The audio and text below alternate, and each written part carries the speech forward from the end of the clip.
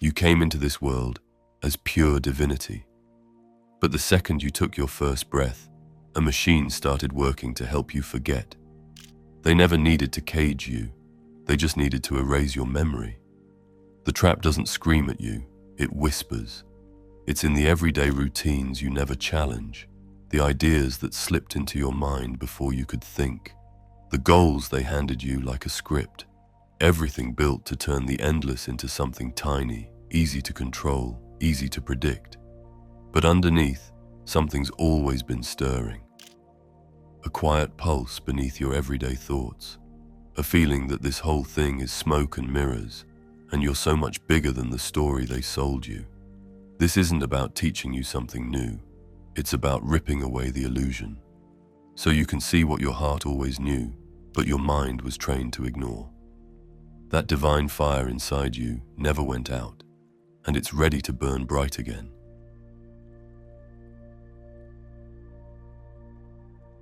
You didn't simply lose track of your true self. You were programmed to lose it. Every structure you've leaned on, from classrooms to screens to sacred buildings, had an agenda.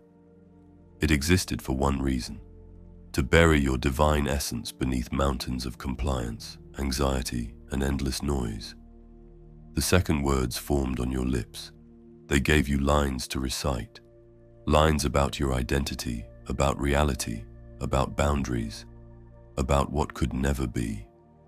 They fed you tales that shrank you down before your mind could even wonder why. And it stuck. Not because you lacked strength, but because you came here pure, eager, drinking in everything around you. And they counted on that. From the moment you stepped into those first classrooms, the conditioning started. They labeled it learning, but it was mind-shaping, disguised as report cards and shiny stickers. You were molded to stay seated, wait for approval, beg permission to honor your own body's signals. They tamed your physical being first, and once your instincts learned surrender, they flooded your thoughts with stories penned by victors, with formulas that dismissed the invisible, with books that celebrated those who followed and mocked those who dared to resist. Remember what they drilled into you. Obey the guidelines, honor those in charge, keep your feet on the ground, accept without asking, shrink your visions to fit their box. These weren't innocent suggestions. They were the blueprint of your prison. Even those who cherished you, your family, your mentors, your protectors, couldn't shield you because they lived inside the same illusion. They handed down the conditioning not from cruelty, but because it was their only reality. They aren't to blame, and neither are you. But now it falls to you, because once your eyes open to the truth, the enchantment shatters. You begin to see you've been performing in someone else's play. You've been draped in costumes that never suited you, running after prizes that never called to you, weighing your value on scales created by people who never knew your name. And through it all, something deeper has been murmuring. This isn't right, something's missing. That murmur isn't imagination, it's remembrance. It's the timeless blueprint written in your cells, ready to spark back to life. Ages before modern structures drained the spirit from humanity, our ancestors held the key. Ancient Egypt whispered of Netta, not some distant deity, but a sacred force flowing through all things, through you. India's wise ones named it Atman, the essence that merges seamlessly with Brahman, the boundless. These weren't fairy tales, they were roadmaps. But today's world shrunk them into poetry, or brushed them off as spiritual nonsense. Because if you recalled your divine nature, their whole house of cards would crumble. That's precisely why these teachings never made it to your textbooks. That's why the screens stay silent about it. Because when humans awaken to their true power, they quit the charade, they see through the smoke, they cease following orders. Because here's the truth, you didn't arrive here to shuffle papers and take commands. You came into existence carrying divine frequencies. That's not just pretty words. That's quantum reality. That's ancient wisdom. That's what both mystics and researchers are discovering in their own languages. The understanding that awareness isn't your possession, it's your very nature. You are not a person who happens to contain spirit. You are spirit breathing life into flesh and bone. And once you recognize yourself this way, not as a buyer, not as a number, but as a fragment of eternity itself, the entire game shifts. But seeing isn't enough. You can't just understand it. You must dissolve every lie that convinced you otherwise. You need to tear down the masks you wore, the silent contracts you signed just to belong, just to feel welcome. And this journey isn't always beautiful. It's not gentle mantras and rainbows. It's a sacred battle against the static in your head. Yet this is the starting point. The second you grasp that the machine wasn't created to free you, it was engineered to keep you small, and your only escape route leads inward.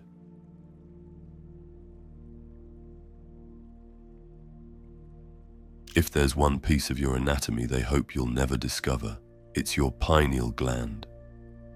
That small cone-shaped jewel nestled deep in your brain isn't merely tissue, it's a living gateway.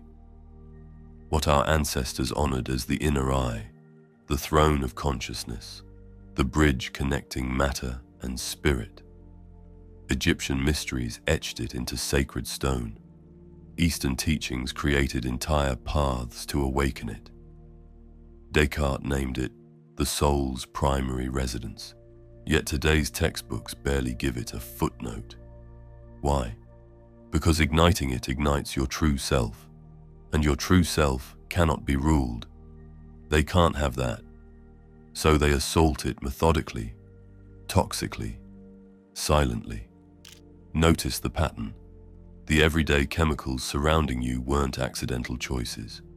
Fluoride flowing through your taps, glyphosate coating your meals, microplastics swimming in your veins, heavy metals raining from above. Every one of these poisons shares a single devastating quality. They gather in the pineal gland and turn it to stone. This isn't conspiracy talk, it's published research.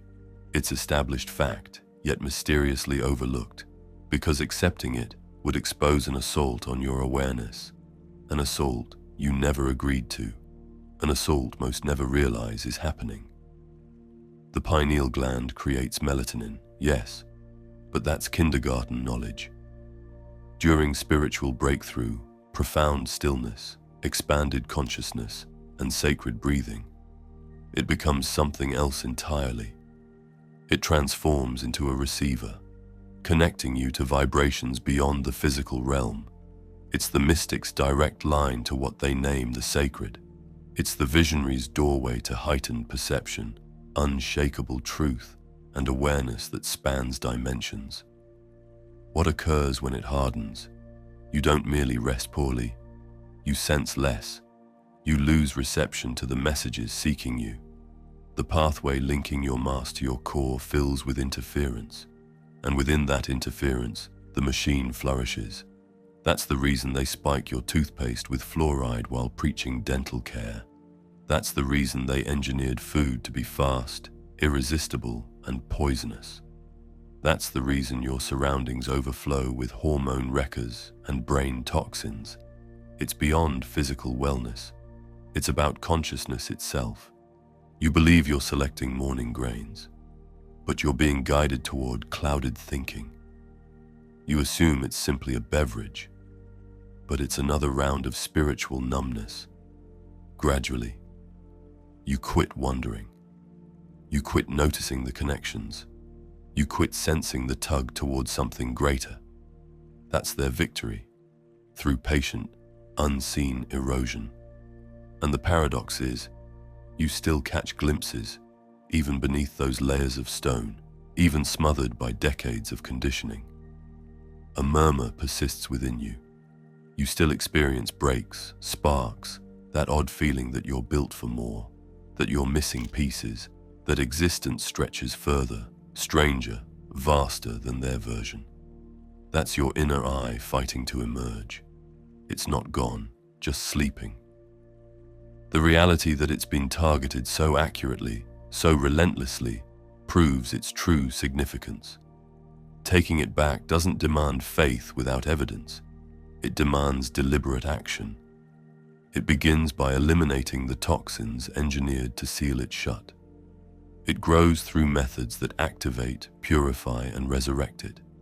And it culminates when you start recalling that what your physical sight reveals is merely a fraction of existence.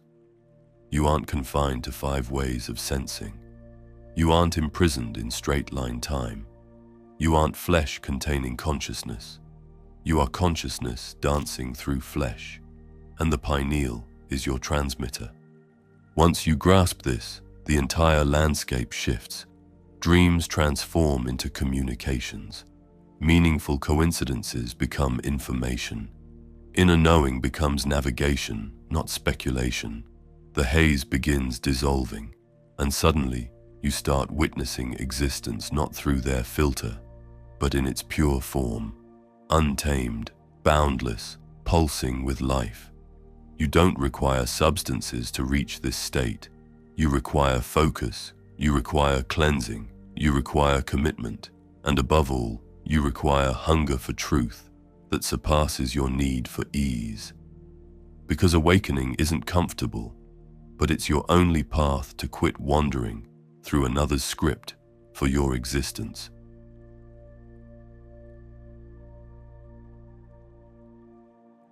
The further you dig, the clearer it gets that this goes beyond toxins in your tap or deceptions in your education. It transcends politicians, industries, organizations. There's something underneath it all, something ancient, something that doesn't sign contracts or flash credentials. You're not simply existing in a flawed structure. You're inhabiting a cosmic war zone, and most humans remain unaware that combat is raging. That's the mastery of their grip. Old Gnostic writings described entities known as archons, formless parasites that feed on terror, turmoil, and separation. They aren't Hollywood creatures. They aren't cloaked antagonists. They remain invisible because they work through structures, through mental patterns, through feeling states. You've encountered them. That whisper that undermines your certainty. That sudden dread when you dare express yourself. That panic urging you to remain quiet, shrink down, blend in. It doesn't always originate within you. And that's not folklore. It's vibration. They've convinced you that awareness is merely brain cells sparking. But consciousness isn't confined to your skull. It's not created by your organs. It's the creator. And like a receiver catching static, your mind can tune into broadcasts that aren't your own.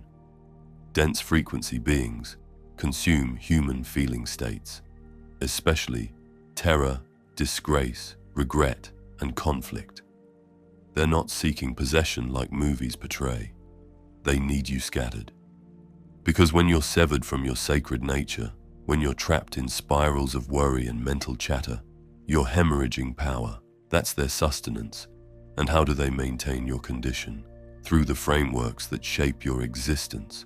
Screens bombard your perception with disaster, strife, and fury, not to enlighten you, but to synchronize your mind with disorder. Doctrine threatens eternal punishment, while dangling redemption from a deity beyond yourself.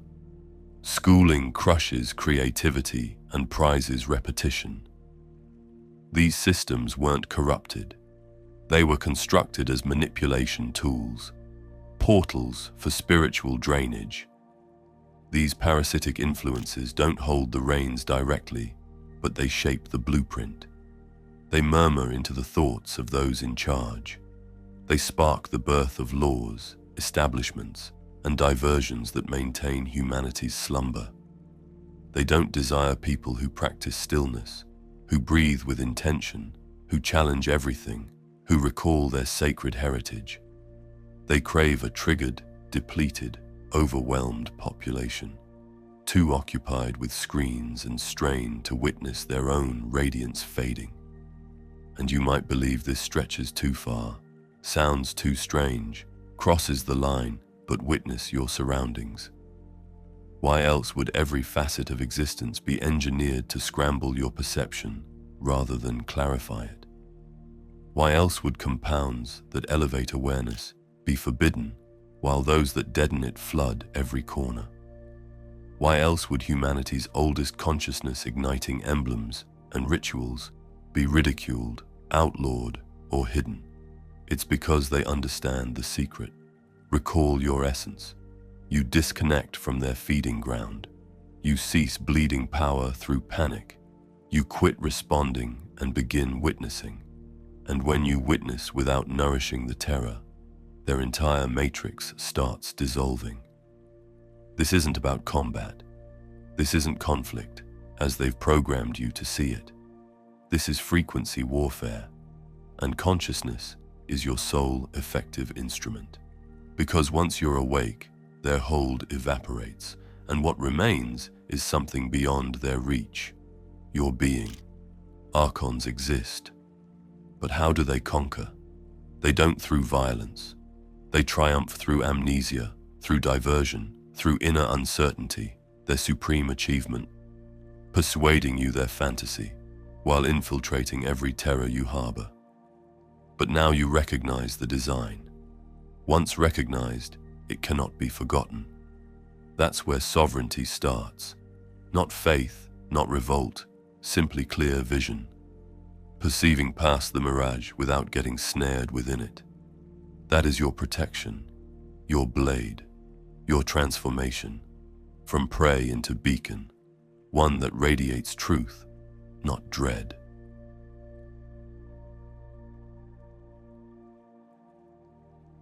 They never needed locks. They just had to make you believe you were someone else. That's the perfect trap, when the jail is invisible and you guard yourself. You came here as pure awareness, free, endless, without shape. But bit by bit, they piled on labels, a name, a country, a role, a belief, a personality. And you bought it, not because you were stupid, but because they started before you knew how to question. They built a mask over your light, then taught you that mask was the real you. This false self isn't your doing, but it's yours to unravel. Because most of what you call me is just borrowed code. You got treats for playing nice. You got smiles for staying small. You figured out fast which pieces of you won applause, and which ones had to disappear to earn love, approval, belonging. You trimmed yourself down to fit in, and after a while, you forgot you were trimming. You quit being real and started acting. The machine adores actors. It feeds on you, mistaking compliance for goodness, thinking your value comes from how much you produce, and burning your days pursuing parts that have zero connection to your core. Student, worker, partner, voter, content creator. These are costumes, not truth. They're positions in a game built to keep your attention outside and your spirit split. And the tighter you grip that mask, the simpler you are to control. That's why challenging your identity feels like death. Because honestly, it is. The fake self doesn't want exposure. It wants to keep performing, gathering likes, and dodging criticism. But true awakening sparks when you quit asking, "Who am I?" and begin asking, "What am I?" Because the second you stop struggling to be somebody and start seeing yourself as the consciousness, watching the somebody, the mirage starts breaking. The machine pushes endless self-labeling. Pick your tags, polish your image, market yourself, craft your story, and repeat it constantly. It's all smoke and mirrors. Because while you're busy playing dress-up with identities, you're not asking the single question that counts. Who's observing all this? Who exists beneath the roles, beneath the chatter, beneath the emotions? That witness is quiet, steady, awake. That's you, and that's the you the structure cannot reach. Because it doesn't run on panic, measuring, or surviving. It simply exists. But that awareness lies hidden beneath years of acting, and the thicker your character grows, the more fuel it burns to keep running. That's why countless people feel drained without understanding why. It's not merely their work or their calendar, it's the power leak from playing a stranger to themselves. Every conversation turns into a performance. Every connection becomes masks dancing with masks, and the spirit, unwitnessed and unheard, starts fading into shadow. Not gone, just overlooked. Finding your authentic self isn't about perfecting the costume, it's about taking it off. It's not about upgrading, it's about getting honest. That requires letting yourself be messy, unfinished, paradoxical, and breathing. It means releasing who you believe you must become for acceptance, and instead showing up as your truth, boundless consciousness, taking a brief ride through human form, not to flee from life, but to embrace it completely, without the lies. You were never designed to squeeze into their framework. That restless ache you carry, that endless resistance, that's not brokenness. It's your sacred nature, refusing the box. It's the signal that the characters you've worn could never contain your essence. The truth needs no label, it needs no approval. It only needs room to resurface, and that remembrance doesn't demand you rise above existence, just that you stop confusing the costume with the consciousness. Release the pretense. What remains is what never left.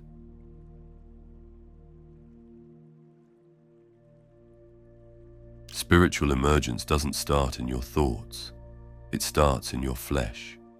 That might seem backwards when everything they've told you about awakening points skyward toward concepts, theories, and mental abstractions. But here's the reality. Your body isn't divided from your awareness.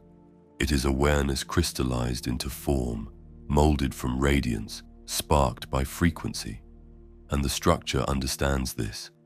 That's why it doesn't merely attack your mind, it invades your cells. If they can maintain your vessel in a state of fatigue, irritation, deadness, and separation, they don't require mental chains. They've conquered you before awareness even dawns. Consider this. You've been programmed to view your form as machinery, a thing to haul through routines, something to force, repair, shame, or ornament, but never as holy, never as wise, never as the container of infinite possibility. Yet every timeless path recognized this truth. The body was never weight to carry. It was sanctuary, not just symbolically, but literally. Each inhale you draw, every microbe in your belly, every pulse racing through your nerves, it's all written into living scripture, meant for sensing past the obvious. They've invested generations training you to dismiss it. Begin with your core. Your intestines create more chemical messengers than your skull. It's your hidden intelligence, governing your feelings, your vitality, and your sacred sensitivity. But it faces endless assault. Toxins, fake food, medications, chemical additives, all engineered not simply to kill beneficial bacteria, but to murder your ability to perceive truth. When your center is damaged, your clarity dissolves. When your digestion burns with inflammation, your thinking wavers. They don't want you alert, centered, perceptive. They need you swollen, scattered, riding emotional storms. They've engineered the entire food chain to guarantee it, but it extends beyond meals. It's your drink, your breath, your illumination. Faucets flow with hormone wreckers. Skies swim with factory poisons. Synthetic brightness hijacks your natural cycles and bleeds your vital essence. Throughout this assault, you're assured it's ordinary. You're instructed to adjust, to swallow pills, to inject stimulants, and push forward. When your vessel begins failing, they prescribe chemicals instead of addressing causes. They hand you label after label, but never explore the core inquiry. What are you putting into the temple of your sacred nature? Because the machine doesn't earn from your lucidity, it feeds on your confusion. This is why restoring your form isn't merely self-care fashion. It's revolutionary action. It's awakening's cornerstone. Your awareness can't fully bloom in flesh that's suffocating in swelling, contamination, and exhaustion. You can't touch the sacred when your nerves scream emergency. You can't recall your truth when your tissues wage endless war against civilization's toxins. Freedom isn't just psychological. It lives in your molecules. Each decision you face, each bite you swallow, each breath you draw, either nourishes your emergence or strengthens your bondage. And here's the revelation. Your vessel craves awakening. It's constantly speaking, constantly adjusting, constantly reaching for wholeness when you offer it the slightest opening. When you begin honoring it as the brilliant, vibrational container it truly is, the entire game changes. Your mind crystallizes, your feelings stabilize, your knowing intensifies, and that isn't random. That's alignment. The moment when your flesh, thoughts, and essence merge into a single current. That's when you quit existing from your skull and begin inhabiting your complete self. That's when consciousness stops being philosophy and becomes your natural state. Most paths skip this truth. They instruct you to breathe away your struggles while consuming what deadens perception and staring at screens until your pleasure circuits burn out. But you can't shortcut your way to remembrance. You must embody it. You must sense it in your tissue, in your belly, in your air. This is true embodiment, not the surface kind, but the type that rebuilds your circuitry and dissolves the haze from your vision. The sacred doesn't hide in clouds or ancient texts. It pulses through your veins, your marrow, your rhythm. You don't need to search beyond yourself to discover it. You simply need to clear the channel it's been attempting to flow through since the beginning.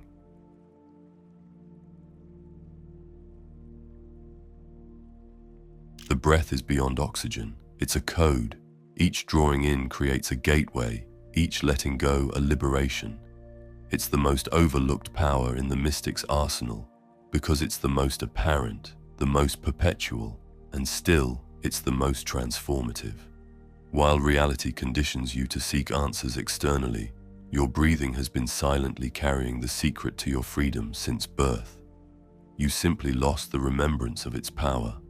You inhale without thinking, but you were never designed to breathe mechanically. Our ancestors understood this. They created complete practices around conscious breathing, not merely for calm, but for metamorphosis. In Eastern wisdom, the breath is prana, vital current, the link between density and the ethereal. In Chinese mysteries, it moves qi, igniting the body's hidden nectar. In ancient Egyptian knowledge, the breath was spirit's pulse giving life to form. Every sacred tradition, from pyramid temples to mountain peaks, recognized that mastering your breath meant mastering your awareness, and mastering awareness meant recalling your essence. But today's existence separates you from this knowing. Racing schedules, endless tension, surface breathing. It all strangles your vital flow. Most humans pass their hours gasping from their shoulders, never expanding fully, never igniting the complete power of their frequency network. The outcome goes beyond mere tightness. It's a blocked pathway, a dimmed radiance vessel. You exist in a cloud, unable to reach the lucidity that's perpetually waiting just past a few conscious inhales. Because your breathing doesn't merely transport AR, it carries vibration, and your form isn't simply meat and calcium, it's a resonance matrix, energy centers, subtle channels, flowing rivers, luminous shells. These aren't spiritual fiction. They're blueprints of your vibrational architecture.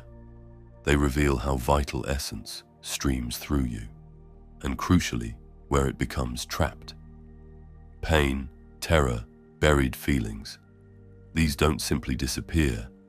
They embed themselves in your frequency form like interference disrupting transmission. And when the current can't move unobstructed, neither can your perception. You believe you're merely exhausted, worried, or stuck, but frequently, it's vibrational stagnation crying for release. This is where breathing transforms into healing. Deliberate breath, practiced with purpose, cadence, and presence, begins opening the passages. You start sensing warmth, electricity, feelings unleashing, consciousness expanding, not because something outside shifts, but because something within finally gains permission to move. You're not introducing anything foreign. You're releasing what was meant to pass through. And as the portals clear, something primordial awakens. The sleeping wisdom coiled at your foundation, what mystics name Kundalini, begins ascending. This isn't symbolism, it's living current. It's the untamed force of your sacred nature stirring, and it doesn't require approval. It requires room. It requires breath.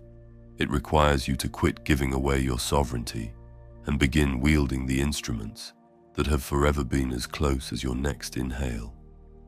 You don't require elaborate ceremonies or outside masters to start. You require awareness. You require persistence. You require the bravery to experience. Because authentic breathing isn't always blissful. It can surface everything the machine trained you to hide: sorrow, fury, rapture, revelation. But beneath it all, something profound surfaces. A still, undeniable recognition that you aren't merely enduring this existence. You came to inhabit it completely from your essence, not your programming. This is why breathing is holy. It's beyond biological necessity. It's a mystical method. It remains the most accessible, immediate, and universal doorway to recalling the sacred inside you. It demands no faith, no intermediary, no payment, only presence. The structure fears your remembrance of this, because the instant you grasp it, you become your own medicine, your own teacher, your own freedom. You seek to unleash the divinity within. Begin now. Shut your eyes, draw in completely, release gently. Repeat endlessly, not as practice but as remembrance. You were never separated. You were simply forgetting to breathe.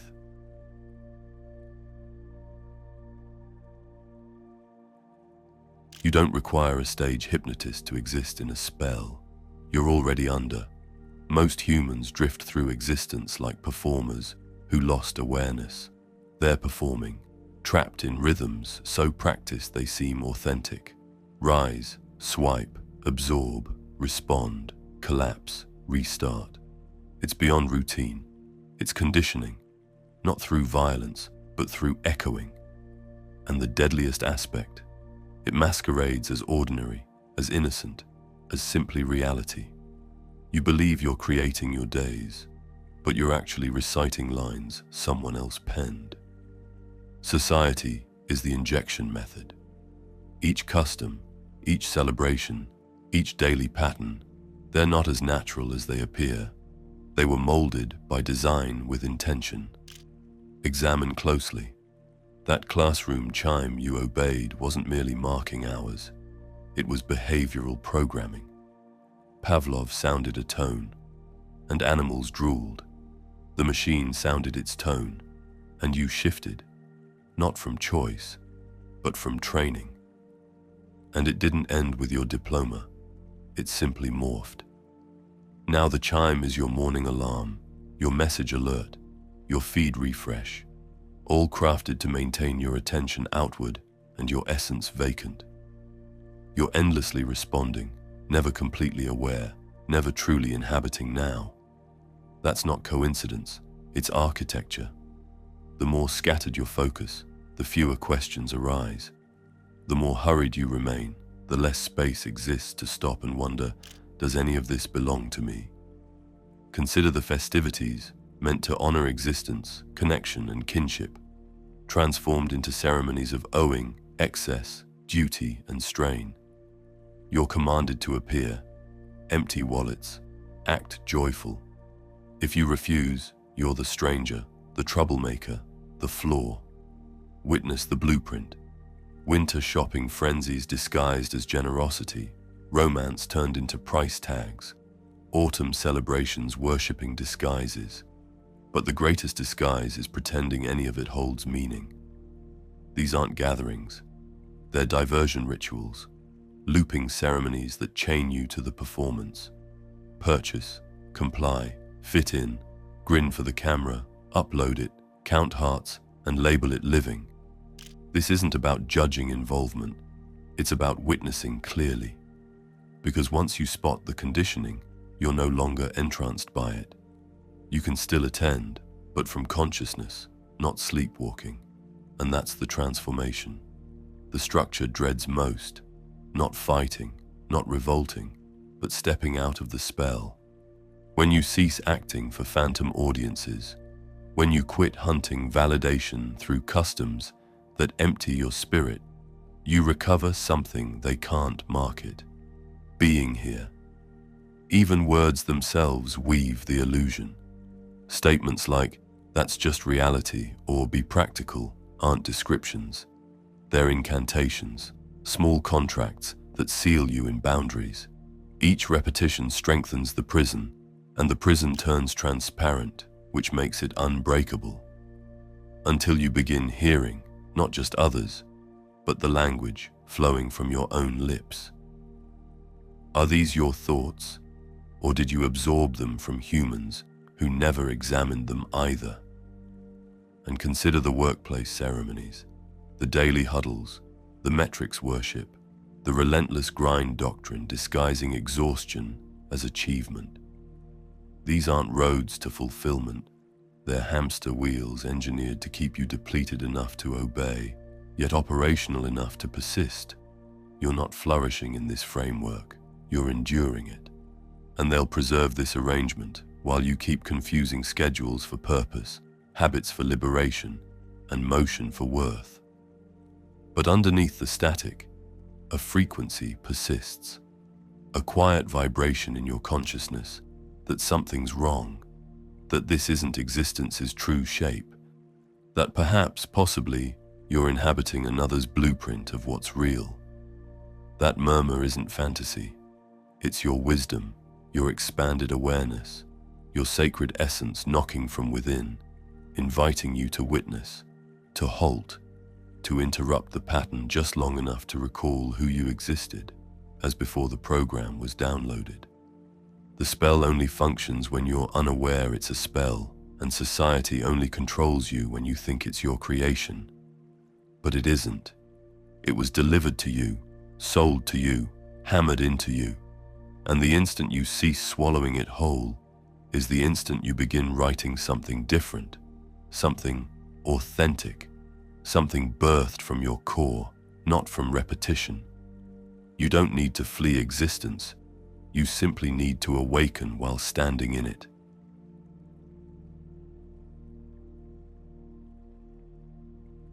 It's one matter to glimpse truth. It's another to embody it. Most humans fail to grasp that they pursue the mountaintop moment, the lightning strike of understanding, the burst of universal current, then immediately return to existing as if nothing shifted. But emergence isn't designed as an event. It's designed as existence. It's not a destination you tour, it's a state you inhabit. And if you halt at revelation without weaving it through your days, you've merely gathered another mystical trophy. Embodiment is the real challenge. Can you bring the consciousness you found in stillness into a burning conflict? Can you remain anchored in awareness while reality tugs at your focus, your identity, your terrors? Can you walk as the divinity inside, not only during bliss, but when it's awkward, difficult, even dangerous?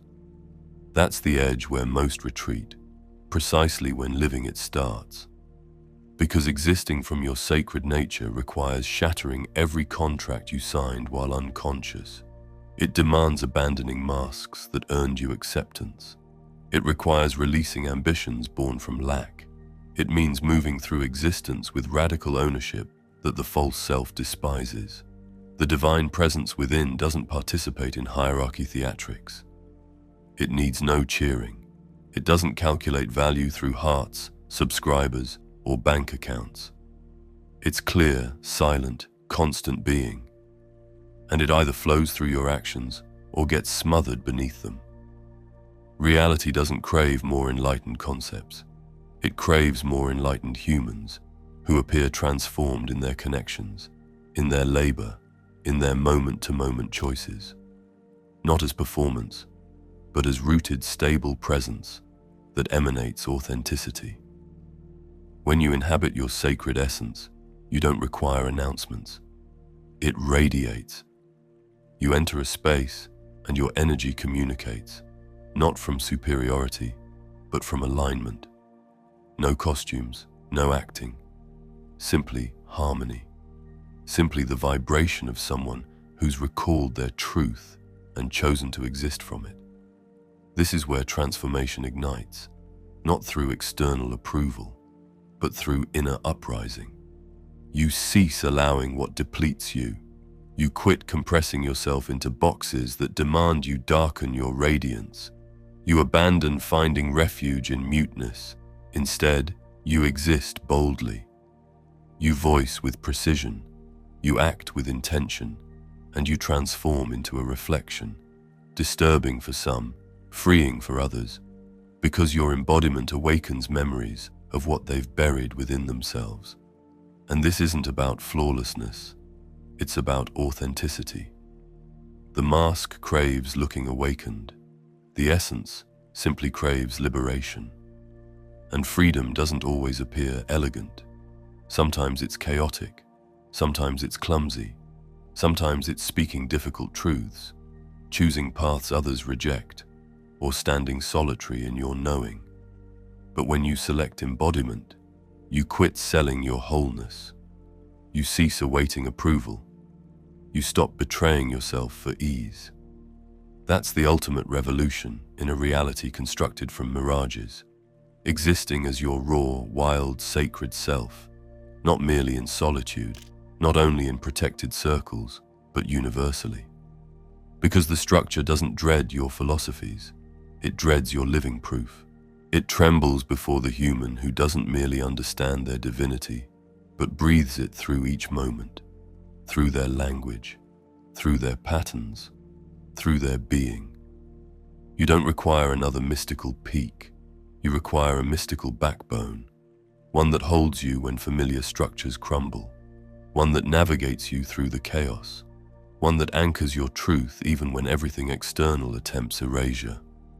That backbone forms through decisions, through repetition, through awareness. This embodies the sacred within, not tomorrow, not eventually, but this instant.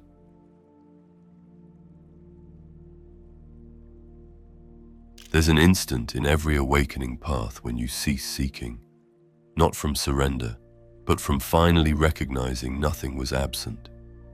That the essence you pursued, the reality you tried to capture, the self you anticipated becoming, existed here always, concealed not in remote realms or exotic teachings, but underneath each diversion, each deception, each coating of conditioning. They trained you to name existence. You never misplaced your sacred nature. You simply quit searching where it dwells inside. This is the ultimate remembrance. The instant the hunter vanishes, the instant the divinity within stops murmuring and begins declaring, not through storms or flames or drama, but through quiet, through being, through the gentle recognition that you are the consciousness beneath everything, the observer beyond thinking, the space where all things emerge and fade. You are never a title, a position, a form, or a narrative. You remain and forever are the boundless awareness, selecting to taste. Brief moments through limited expression. And within that recollection, something unexpected unfolds. You cease battling, you quit persuading, you stop grappling with structures that only held authority because you consented to amnesia. The second you revoke that consent, the mirage begins fracturing, not merely outside but within. Your terrors don't evaporate, but they release their stranglehold. Your uncertainties don't vanish, but they no longer shape you. Your history doesn't alter, but it stops possessing you. You become aware of the illusion. That's what this always was. A vision, compelling, absorbing, magnificent, frightening, sacred. Not to flee, but to awaken within. And now you're conscious, not in the curated spiritual persona sense, but in the embodied moment-to-moment recognition that you aren't what occurs to you. You are the space where it unfolds. And from that center, you don't merely react to existence, you respond as existence. Because the sacred doesn't observe from a distance, it lives through you. So what unfolds now? You exist, but not as before. You don't wear masks for belonging. You don't dance for validation. You don't diminish for security. You exist as truth incarnate, breath by breath. You select connections that celebrate your growth. You consume nourishment that supports your lucidity. You utter sounds that match your frequency. You guard your essence like the holy thing it is. You create, you pause, you bond, you recall, and you cease waiting because no rescuer approaches. No ceremony, no master, no destination will deliver your liberation. You already embody what you seek. You already possess what you've hunted, and the sole barrier between you and that truth is the story that more awaits. There isn't. There's only more to shed when you inhabit this way. Humans will sense it, not from your volume but from your clarity. Your being communicating in a dialect most have buried, and some will flee because your radiance disturbs their shadow's comfort. Others will gravitate toward it, unaware of reasons, but it won't matter because you didn't come to convince, you came to embody. That's the offering, that's the purpose, that's the incarnation. You were never designed for smallness, you were never created for silence. You were never meant to navigate existence with dampened awe and trained compliance. You were born to be lightning, untamed, eternal. You were meant to traverse this realm as breathing evidence of the source itself. That's not poetry, that's your essence. And no machine, no category, no depth of programming can transform it. The sacred within has forever been present, and now remembrance dawns. If this transmission touched your core, signal us by sharing, "I recognized it."